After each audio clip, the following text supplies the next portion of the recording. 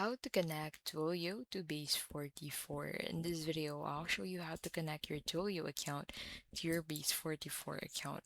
So to get started, go ahead and sign up or log in to Twilio console and then create a new project and then get your account as ID and authorization token. So head over into that specific project and then scroll down and you'll be able to find your account as ID and authorization token. So copy this two information and then head over into Base44 and sign into your account and then head over into the integrations tab and then look for Twilio.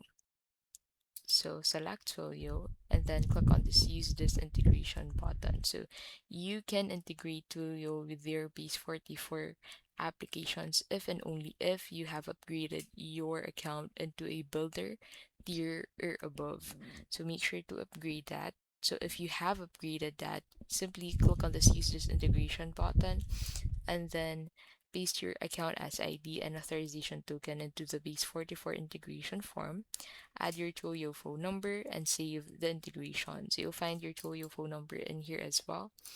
And then in your Base44 app, create backend functions that call Twilio's API. Base44 will generate the boilerplate code for you once Twilio is connected. And that is how you can basically connect Twilio to Base44.